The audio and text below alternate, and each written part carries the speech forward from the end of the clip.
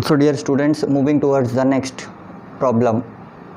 Calculate the gravitational force due to the earth on Mahendra in the earlier example. इसके पहले का जो हमने एग्जाम्पल देखा था, सेम प्रॉब्लम में जो महेंद्र सिंह धोनी थे वही एग्जाम्पल को कंसिडर करते हुए हमें इस बार कैलकुलेट करना है ग्रेविटेशनल फोर्स को। तो सबसे पहले तो हमको दिया हुआ क्या क्या चीज़ है, गिवन है उस एग्जाम्पल में मास ऑफ द अर्थ हमें कंसिडर करना है, क्योंकि सेम प्रॉब्लम कंसिडर करना है तो कांस्टेंट वैल्यू है हमारा मास ऑफ द अर्थ, तो 6 × 10⁻24 किलोग्राम। रेडियस भी हमारा कांस्टेंट है अर्थ का, जो कि है 6.4 × 10⁻6 मीटर। ग्रेविटेशनल कांस्टेंट हमने डिराइव करके फाइंड किया था, इसकी भी वैल्यू फिक्स है 6.67 × 10⁻11 न्यूटन मीटर स्क्वायर पर किलोग्राम स्क्वायर। और महेंद्र सिंह धोनी का मास 75 किलोग्राम। तो फाइंड हमें करना है फोर्स, जो कि हमें नहीं पता है। और फोर्स का फॉर्मूला हमें पता है, फोर्स इज़ इक्वल टू, वैसे तो generally force is equal to mass into acceleration है, बट इस प्रॉब्लम में था Gmm/r², और इसका एक्सप्लेनेशन मैंने लास्ट वीडियो में दे चुका हूँ। सो अब कुछ ज़्यादा टेंशन नहीं लेना है हमें, बस वैल्यूज़ पुट करना है। तो वैल्यूज़ है हमारा कैपिटल G का 6.67 × 10⁻11 मल्टीप्लाइड बाय कैपिटल M है हमारा 6 × 10⁻24, और महेंद्र सिंह धोनी का मास 75 divide by radius of the earth का स्क्वायर 6.4 का स्क्वायर मल्टीप्लाइड बाय 10⁻6 का स्क्वायर। अब आप लोग सोच रहे होंगे ये मैंने अलग अलग क्यों लिया, क्योंकि हमें लॉ ऑफ इंडाइसेस से सॉल्व करने में ये इजी हो जाएगा, इसलिए मैंने 6.4 का स्क्वायर अलग लेते हुए और इसको मैंने अलग ले लिया 10⁻6 का स्क्वायर। अब हमें करना क्या है, नेक्स्ट प्रॉब्लम में जितने भी नंबर्स दिखाई दे रहे हैं पावर्स वाले छोड़ के उन्हें एक साइड लिख लेना है, और पावर्स वाले नंबर हमें एक साइड कर लेना है, ठीक है। अब हम क्या करेंगे, 6.4 का स्क्वायर निकाल लेंगे, 4 4 16 कैरी 1, 4 6 24 25, 6 4 24 कैरी 2, 6 6 36 38, तो ये हो गया 6, ये हो गया 9, क्या 4। तो ये वैल्यू ऑलरेडी हमने सॉल्व कर लिए हैं 40.96।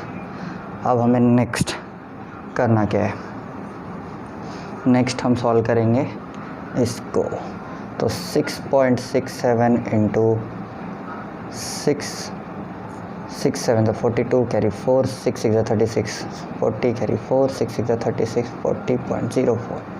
40.02 मल्टीप्लाइड बाय 75 मल्टीप्लाइड बाय, अब हमें ये दिखाई दे रहा है, लॉ ऑफ इंडाइसेस का रूल लगाएंगे, a⁻m × a⁻n, तो ये हो जाएगा a⁻m + n।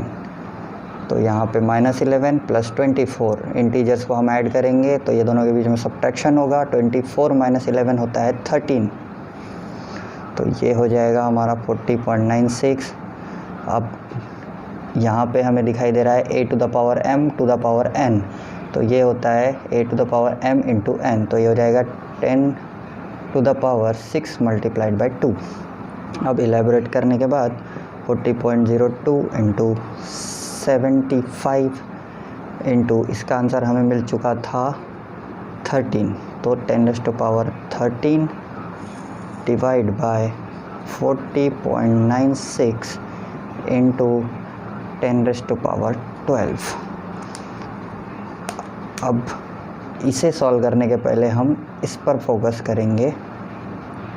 ये भी लॉ ऑफ इंडाइसेस की तरह दिख रहा है, a⁻m → a⁻n, ये होता है a⁻m - n, तो 10⁻13 - 12, तो ये वैल्यू पूरी हो जाएगी 10⁻1 मतलब 10।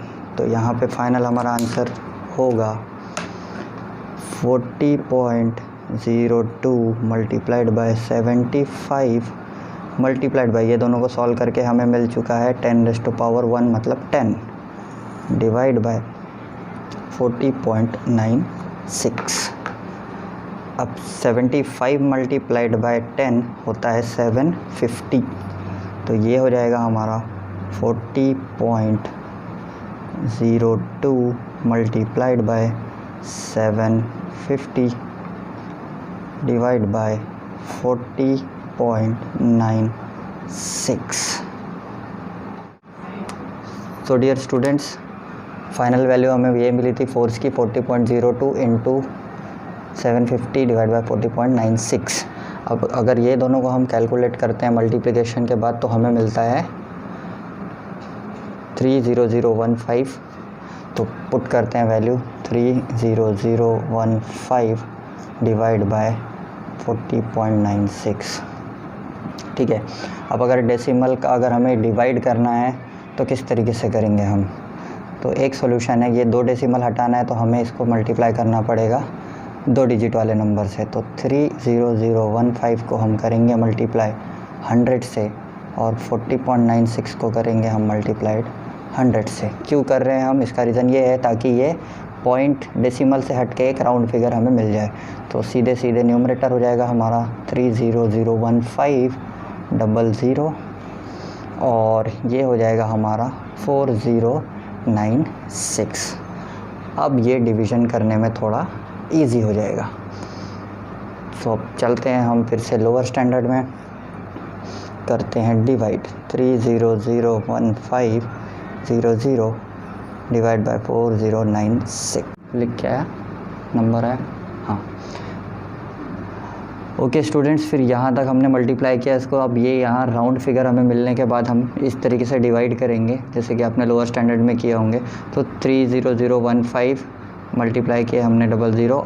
अब देखेंगे अगर हम तो 7 टाइम्स में हमें मिलता है 28672। जब हम इसको सब्ट्रैक्ट करते हैं तो हमें मिलता है 1343।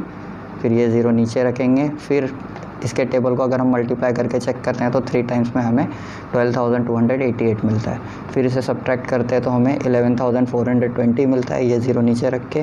फिर हम चेक करते हैं तो 2 टाइम्स में हमें 8,192 मिलता है।